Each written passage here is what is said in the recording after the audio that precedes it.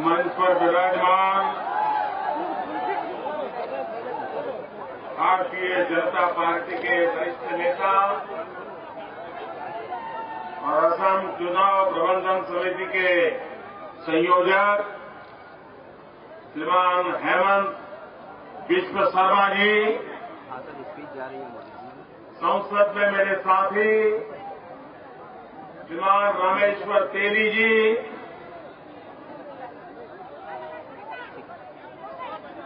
श्रीमान दिलीप मोरन जी,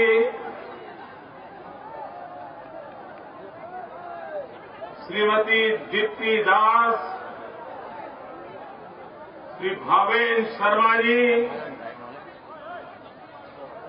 श्रीमती आनंदिता गोस्वामी जी, श्री तेरोस गोवल्ला जी, श्री विनोद हजारिका जी,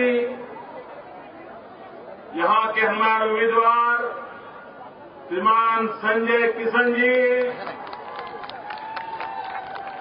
सुरेन फुकन जी, भास्कर शर्मा जी, गोविंद शेतिया जी, प्रशांत अरोड़ा जी, शिवजी दुबे, अनंत मिश्रा जी और विशाल संख्या में पधारे हुए असम के उत्साही मेरे मतदाता भाइयों और बहनों,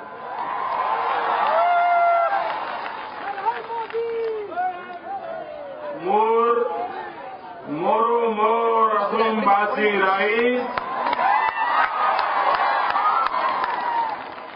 जोई जोईते मोई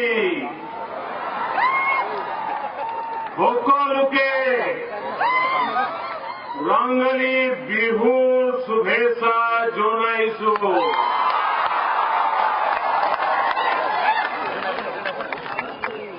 बोहग बिहू परिवर्तन आने मन रंगाली कोरी तुले।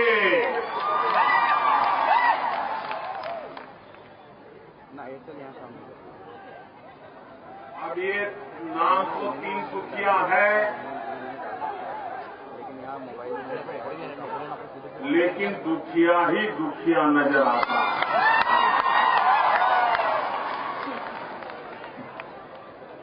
हमारा संकल्प है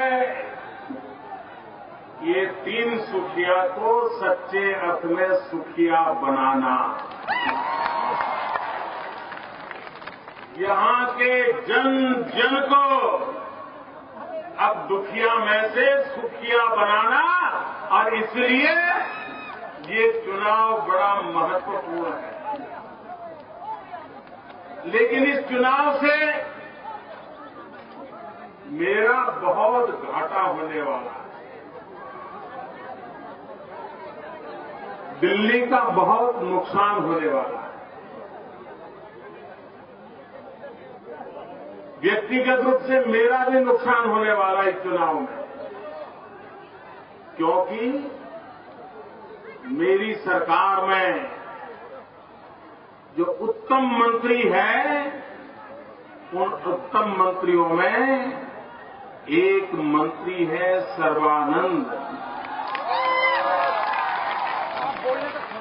जो आपका सांसद है।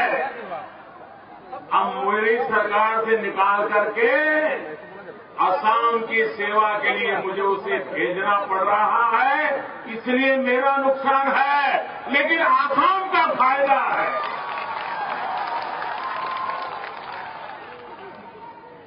ऐसा होनहार, सामर्थ्यवान, अत्यंत सरल युवा सरवा, और एक बार आसाम पे लहर चल रही है।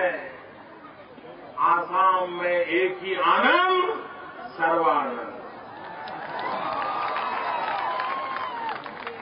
और इसलिए भाइयों बहनों, हमारे कांग्रेस के नेता अब शायद कुछ वर्षों में 90 साल के हो जाएंगे। वे कहते हैं मेरी मोदी से लड़ाई है। आदरणीय मुख्यमंत्री जी,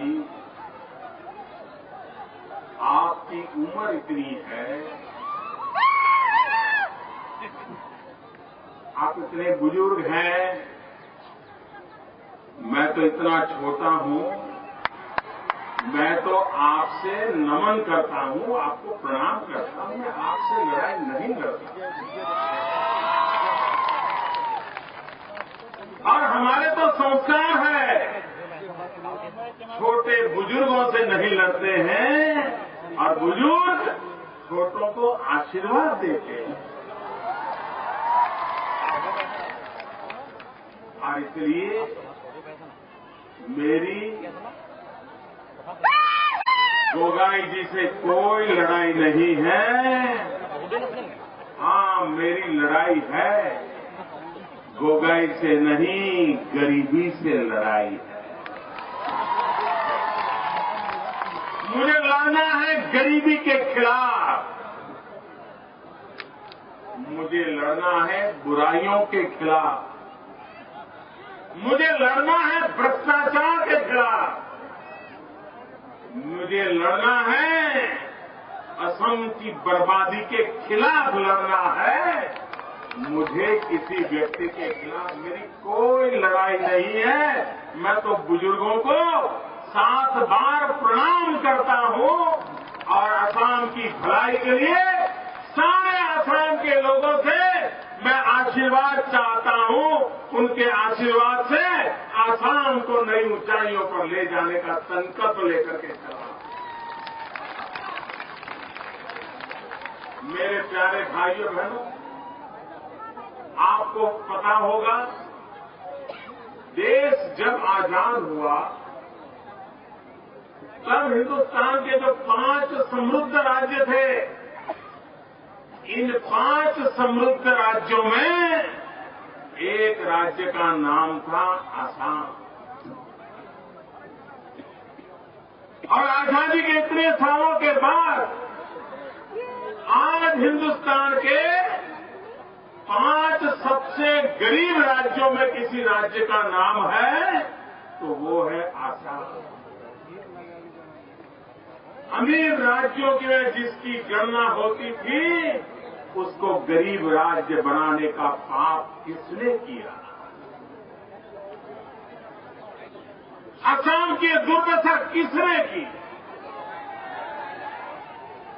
असम को बर्बाद किसने किया? असम के नौजवानों को बेरोजगार किसने बनाया? असम आजादी के 60 साल के बाद भी बिजली के लिए तरस रहा है, जिम्मेवार कौन है? हम तो कभी यहां सत्ता में नहीं रहे हैं। आपने 60 साल तक कांग्रेस से अच्छा करने की अपेक्षा की। मैं असम वासियों से और कुछ नहीं मांग रहा हूं, मुझे 5 साल मौका दीजिए। मेरे भाइयों बहनों, सर्बानंद को 5 साल मौका दीजिए। आपके 60 साल की बीमारियों को दूर करने का काम सर्बानंद और उनकी पूरी टीम करके रहेगी। भारतीय जनता पार्टी और उसके साथी दल ये मिलकर के असम को मुसीबतों से बाहर निकाल के रहेंगे, ये मैं आपको विश्वास दिलाने आया। भाइयों बहनों, मैं साफ देख रहा हूं, इस चुनाव के बाद असम को एक नौजवान मुख्यमंत्री मिलने वाला है। सर्बानंद असम का मुख्यमंत्री बनने वाला है। ये हुजूम दिखा रहा है, ये आपका प्यार दिखा रहा है।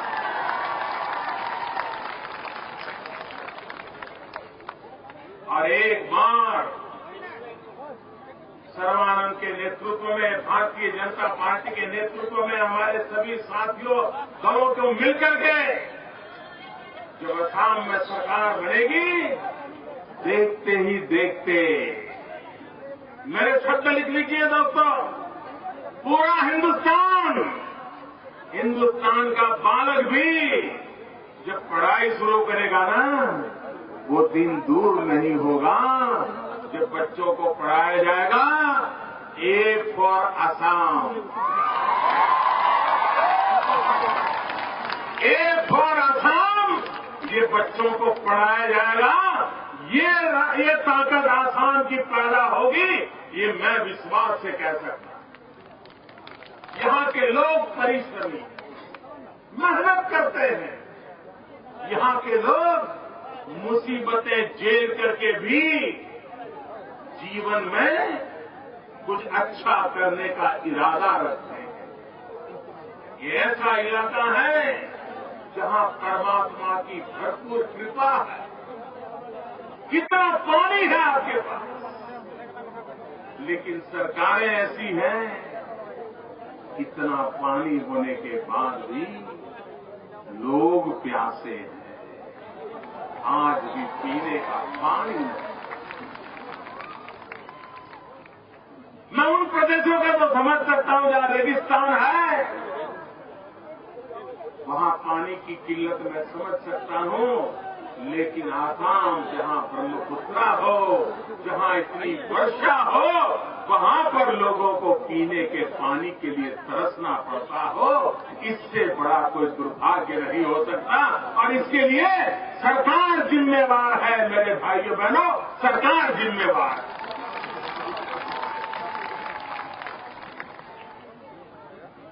आजादी के इतने साल हो गए, आप मुझे बताइए, यहाँ के गांवों को बिजली पाने का हक है कि नहीं है? पूरी ताकत से बताओ, बिजली पाने का हक है कि नहीं है? बिजली मिलनी चाहिए कि नहीं मिलनी चाहिए? बिजली होगी तो गांव में बदलाव आएगा कि नहीं आएगा? बच्चों की अच्छी पढ़ाई होगी कि नहीं होगी? जीवन में सुख शांति आएगी कि नहीं आएगी? गांव का इंसान भी टीवी देख पाएगा कि नहीं देख पाएगा? चक्की पे आटा पीसना है तो बिजली होगी तो चक्की पे आटा पीसेगा कि नहीं पीसेगा? गरीब का पेट भरेगा कि नहीं भरेगा? लेकिन मेरे प्यारे भाइयों बहनों, आजादी के 60 साल के बाद भी करीब 2000 गांव आसाम के ऐसे हैं जहां बिजली का खंभा भी नहीं पहुंचा है। आपने जब मुझे प्रधान सेवक के रूप में जिम्मेवारी दी तो मैंने अफसरों को बुलाया। मैंने कहा, बताओ भाई, अभी भी हिंदुस्तान में कितने गांव ऐसे हैं जहां बिजली का खंभा भी नहीं पहुंचा है, जरा बताओ तो उन्होंने कहा, साहब जरा हिसाब लगाना पड़ेगा, ढूंढना पड़ेगा।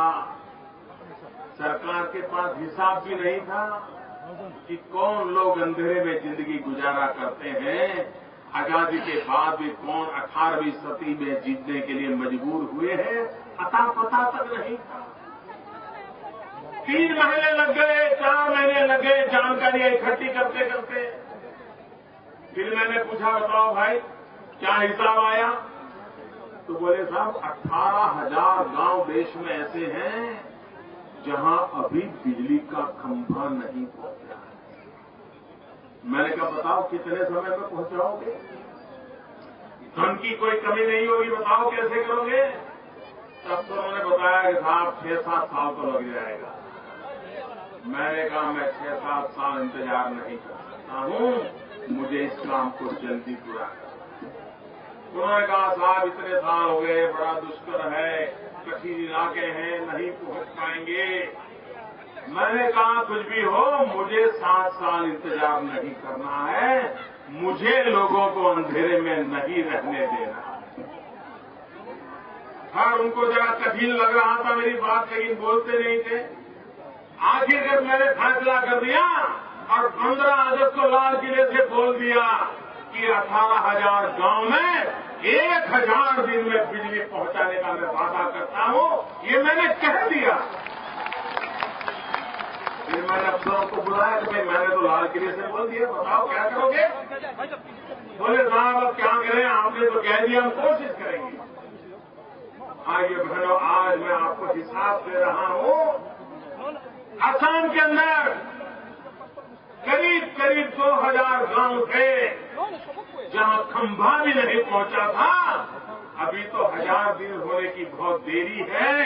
अब तक करीब करीब 1000 गांवों में बिजली का खंभा तार पहुंचा दिया है, बिजली पहुंचा दी। भाइयों बहनों, एक बार हम संकल्प करके चले कि हमें देश को विकास की नई ऊंचाइयों पर ले जाना है, तो कठिनाइयां आने के बाद भी रास्ते निकल सकते हैं, परिस्थितियां पलट सकती है, विश्वास पैदा हो सकता है और 3 सुखिया सच्चे अर्थ में सुखिया बन सकता है। असम, एक और असम, ये शब्द हिंदुस्तान के हर घर में गूंजने की ताकत रखता है। ये ताकत मेरे आसाम में है भाई। और मैं आपके साथ मिलकर के कंधे से कंधा मिला करके आसाम की भलाई के लिए कुछ करना चाहता हूं। चाय बागान के हमारे साथी जो टीवी पर, अखबार में एडवर्टाइजमेंट छपती है, तो चाय बागान के काम करने वालों के चेहरे पर मुस्कान दिखाई जाती है, लेकिन उनके हाल कैसे हैं वो आप भी जानते हैं, मैं भी। आइए बहनों, हमारे चाय बागान में काम करने वाले लोगों ने चाय की चुस्की लेते लेते हिंदुस्तान के लोगों में ऊर्जा भरने का काम किया है। और यही तो चाय है जिस चाय ने दुनिया भर की हिंदुस्तान के प्रति चाह पैदा कर दी है, चाह पैदा कर दी है। दुनिया में उसका नाम किया है, इन हमारे मजदूरों की मेहनत से हुआ। और चाय की बात आती है तो मुझे जरा अपनापन ज्यादा लगता है,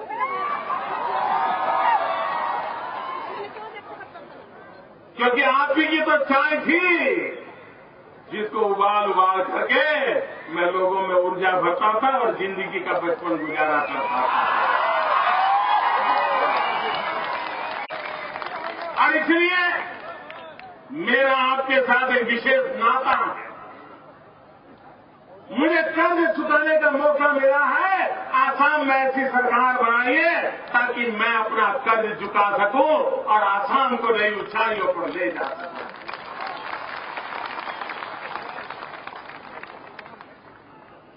यहां पर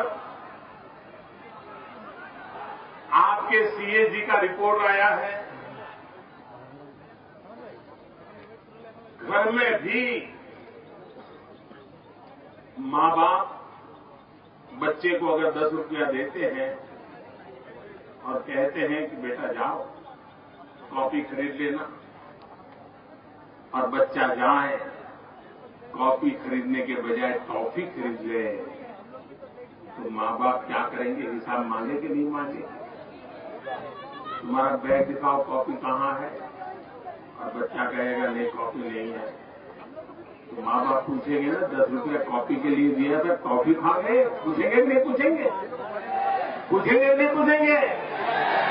सरकार में सीएजी होता है, वो सीएजी पूछता है आसाम सरकार को, ये इतने रुपये आए थे कहाँ गए, जरा जवाब तो दो। जवाब देने को तैयार। अरे घर में बच्चे थे जिन माँ बाप हिसाब मांगते हैं, ये जवाब देने को तैयार नहीं है। आसाम की जनता को जवाब मांगने का हक है कि आसाम की जनता की मेहनत की कमाई के पैसे कहाँ गए, इसका जवाब मांगने का हमारा हक है और आपको जवाब देना पड़ेगा। और अगर जवाब नहीं देंगे तो 4 तारीख को बटन दबा करके जवाब मांगा जाएगा। और इसलिए मेरे भाइयों बहनों,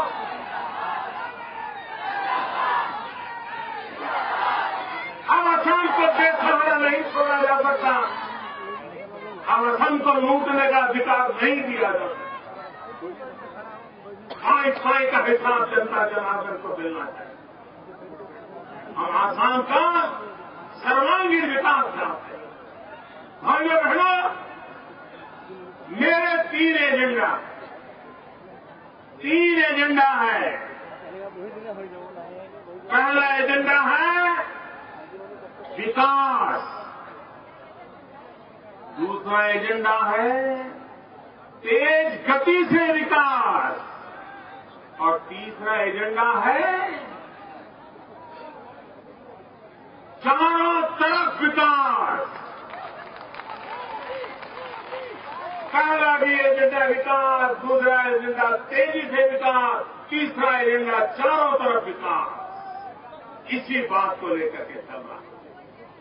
आसाम के अंदर 3 काम हो जाए ना भाइयों बहनों, तो भी आसाम की स्थिति बदल जाएगी। भाइयों बहनों, आसाम में गरीब से गरीब व्यक्ति को पढ़ाई, नौजवान को कमाई और बुजुर्गों को दवाई। आसाम की सड़क सोच बदल जाएगी भाई। आपने देखा होगा, हम यहाँ यूरिया का कारखाना लगाने की बात हो, रेल का काम करना हो, रोड का काम करना हो, आजादी के बाद किसी एक बजट में जितने रुपये दिए गए उससे अनेक गुना रुपये हमने आसाम के अंदर इंफ्रास्ट्रक्चर के लिए लगाए हैं। हम तेज गति से रोड बनाना चाहते हैं, हम तेज गति से रेल को आगे बढ़ाना चाहते हैं, हम यहाँ के जीवन को एक ताकत देना चाहते हैं। और इसलिए मेरे भाइयों बहनों, आसाम के विकास के लिए, आसाम के नौजवानों के सपनों को पूरा करने के लिए मैं आपसे आशीर्वाद मांगने आया हूं। और मुझे विश्वास है कि चुनाव में असम का एक ही आनंद है, और वो आनंद है सर्वानंद। एक और असम, ये संकल्प लेकर के चलना है, आसाम का भाग्य बदलना है। और इसलिए भाइयों बहनों, कोई कुछ भी कहे, मैं किसी के खिलाफ लड़ाई लड़ने के लिए नहीं आया हूं। मुझे तो लड़ना है गोगाई से नहीं गरीबी से, गोगाई से नहीं गरीबी से लड़ना है।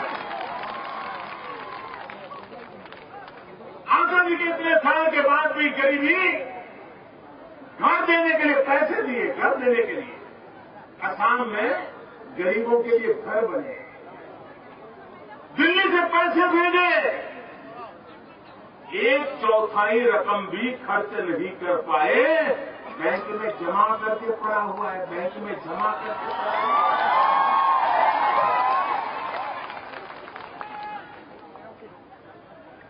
भाइयों बहनों, यहाँ के गरीब को घर चाहिए, हम दिल्ली से पैसे भेजें, वो क्या बैंकों में सड़ने के लिए पैसे भेजते हैं क्या? गरीब के घर बनने चाहिए, नहीं बनने चाहिए? 1/4 खर्चा हुआ, बाकी सारा पैसा वैसा का वैसा पड़ा रहा। भाइयों बहनों, अगर यही हाव रहा तो आसाम का भला नहीं होगा। पाई का समय पर खर्च हो, निश्चित योजना के लिए खर्च हो, तब जाकर के भाग्य बदलता है।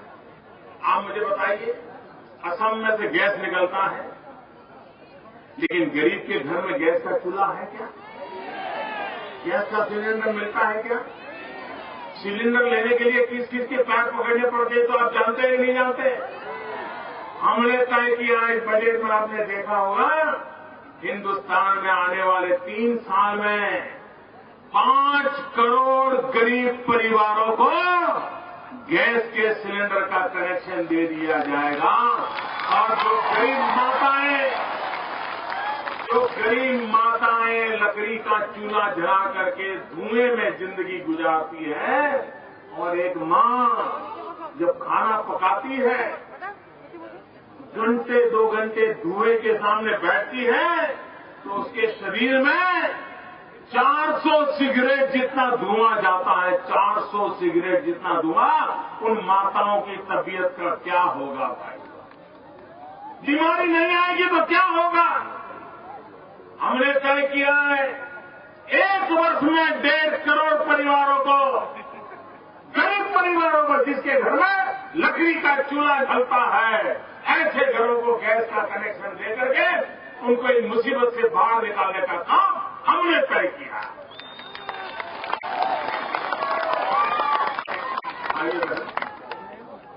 अमीरों की सरकार कैसी होती है और गरीबों की सरकार कैसी होती है? हमारे देश में अमीरों की सरकारों ने ऐसे नियम बनाए कि कोई बड़ा मॉल बनाता है तो 7 दिन उसको खुला रखने का हक मिलता है, लेकिन कोई गरीब की दुकान है छोटी सी, किराना बेचता है, पान का ठेका लेकर के बैठा है, चाय चवेरा बेचता है, तो सरकारी मुलाजिम आकर के डंडा फटकारता है, कहता है चलो 1 दिन छुट्टी रखनी है, 7 दिन नहीं चला सकते हो, 1 दिन छुट्टी रखनी है। शाम को 7 बज गए 8 बज गए तो आएगा, बंद करो, शाम हो गई बंद करो। क्यों भाई? अमीरों की सरकारें मॉल बड़े बड़े खुले रखने के लिए 7 दिन 24 घंटे, और गरीब को 1 घंटा दुकान भी ज्यादा खुली रखनी है, छुट्टी के दिन दुकान खुली रखनी है, तो मना करते हो। इस बार हमने बजट में कह दिया अब गरीब भी अपनी दुकान 7 दिन चला सकता है और जितना समय चला सकता है। अब उसके कारण एक नौजवान को काम मिल जाएगा, रोजगार मिल जाएगा। अगर लंबे समय तक दुकान खुली रहती है तो नए लोगों को रोजगार मिलता है। हमने मुद्रा योजना बनाई, बैंक से कोई गारंटी नहीं, आप कहिए मुझे कुछ करना है, व्यवसाय करना है, बैंक आपको पैसा देती है। अब तक करीब 3.25 लाख लोगों को करीब 1.5 लाख करोड़ रुपया सरकार ने दे दिया, और उसे वो अपना छोटा मोटा व्यवसाय करेगा, 1 आध आदमी को रोजगार देगा, अपने पैरों पर खड़ा रहेगा। और पहले कभी कुछ किया हो, साहूकारों से वो ब्याज लेते लेते थक गया होगा, तो वो साहूकारों से ब्याज से मुक्त हो जाएगा और सम्मान की जिंदगी जिएगा। ये काम हम करना चाहते हैं। और इसलिए मेरे भाइयों बहनों, गरीब की जिंदगी बदलने के लिए, नौजवान को रोजगार देने के लिए, आसाम का भविष्य बदलने के लिए मैं आज आपसे आग्रह करने आया हूं कि आप सर्बानंद जी के नेतृत्व में 4 तारीख और 11 तारीख को कमल के निशान पर और हमारे साथियों के पार्टी के निशान पर बटन दबा करके एक नया परिवर्तन लाइए। देश का प्रधानमंत्री जब कहीं प्रोजेक्ट का उद्घाटन करने जाता है तो बटन दबा करके प्रोजेक्ट का उद्घाटन करता है, लेकिन प्रधानमंत्री भी बटन दबा करके 1 प्रोजेक्ट का उद्घाटन कर सकता है, 2 प्रोजेक्ट का उद्घाटन कर सकता है, 3 का कर सकता है। लेकिन आप लोग तो 4 तारीख को बटन दबा करके विकास के नए युग का उद्घाटन कर सकते हैं। विकास के नए युग, इसलिए प्रधानमंत्री से भी बटन दबाने की आपकी ताकत बहुत ज्यादा है और विकास के नए युग के लिए बटन दबाना है। भारतीय जनता पार्टी और उसके साथियों को विजयी बनाना है। इसी एक अपेक्षा के साथ मेरे साथ बोलिए, भारत माता की पूरी ताकत से दोनों मुट्ठी बंद करके बोलिए। सारे उम्मीदवार आ जाए, सारे उम्मीदवार मेरे साथ आ जाए। भारत माता की, भारत माता की।